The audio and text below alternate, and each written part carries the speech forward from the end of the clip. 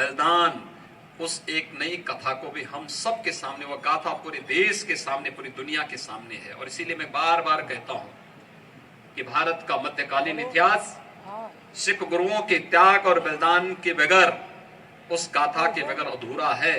और इसलिए प्रत्येक भारतीय का दायित्व बनता है कि वह आज अगर सुरक्षित है तो अपने इन सिख गुरुओं के प्रति श्रद्धा और आस्था का भाव पर जरूर बना।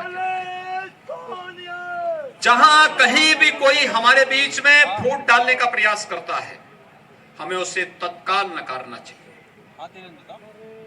हमारे सामने गुरु नानक देव जी से लेकर के गुरु गोविंद सिंह जी महाराज तक और 4 साहबजादों से लेकर के अभी आपने देखा होगा काशी में काशी विश्वनाथ धाम की स्थापना हुई। प्रधानमंत्री मोदी जी के नेतृत्व में भव्य स्वरूप काशी विश्वनाथ धाम का आया है। काशी विश्वनाथ मंदिर में उसे स्वर्ण मंडित करने का काम किसने किया था? महाराजा रणजीत सिंह जी ने। हमें नहीं भूलना चाहिए इन सब चीजों को। 2.5 मन सोना उन्होंने उस समय काशी विश्वनाथ मंदिर में उपलब्ध कराए थे स्वर्ण मंडित करने के लिए। और केवल गोल्डन टेम्पल को ही नहीं, अमृतसर के गोल्डन टेम्पल को ही नहीं, वही आस्था का भाव काशी विश्वनाथ मंदिर के प्रति भी था। यह है हमारी सिख गुरुओं की परंपरा।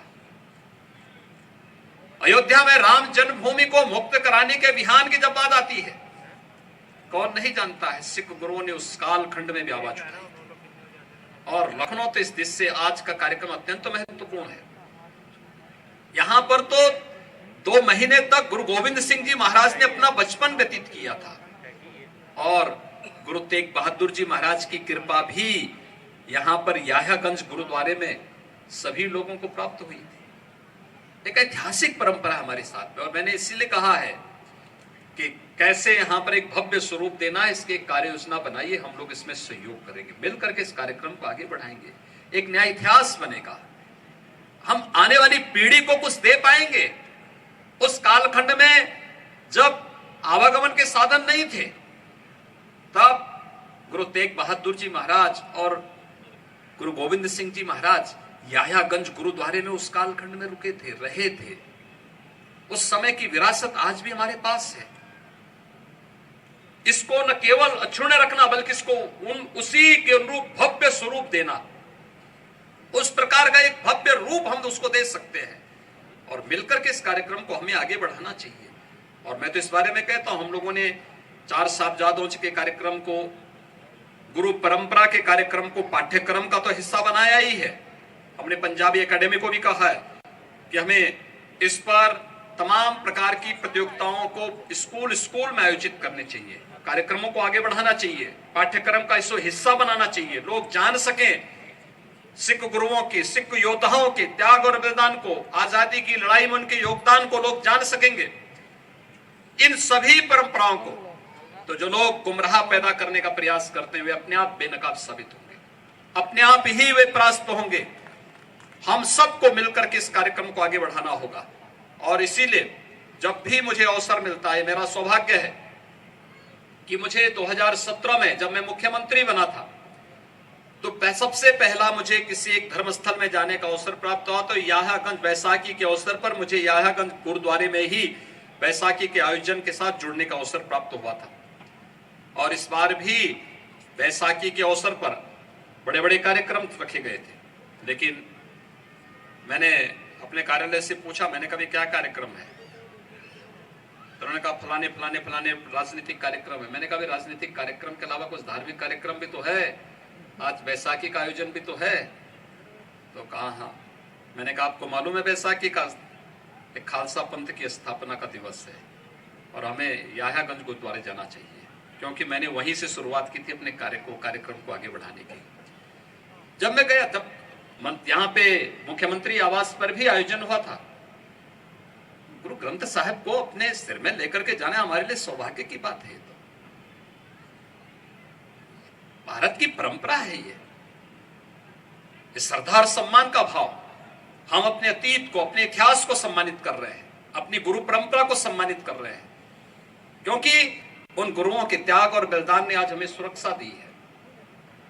उनके त्याग और बलिदान ने भारत को भारत बनाने में योगदान दिया है। हम कैसे उसको विस्मृत कर सकते हैं? और इस श्रद्धा और सम्मान का भाव जब भी किसी समाज के अंदर होगा, वो समाज अपनी जीवंतता को हमेशा बनाए रखेगा, हमेशा बना के रखेगा। और हमें अपनी इस जीवंतता को इस श्रद्धा और सम्मान के साथ बनाए रखना ही पड़ेगा।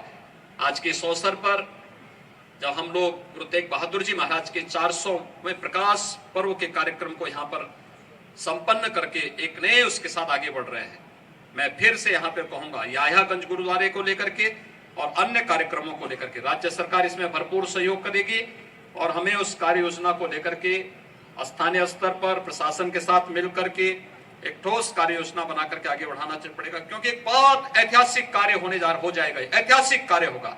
उस ऐतिहासिक कार्यक्रम के साथ अगर हमें जुड़ने का अवसर प्राप्त होता है तो हम लोग इसे और अच्छे ढंग से आगे बढ़ाने में मदद मिलेगी और आने वाली पीढ़ी के लिए एक नया केंद्र बिंदु, प्रेरणा का स्थल हम लोग देने में सफल होंगे।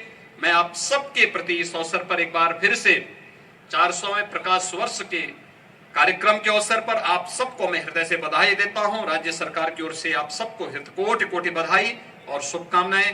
धन्यवाद। जय हिंद।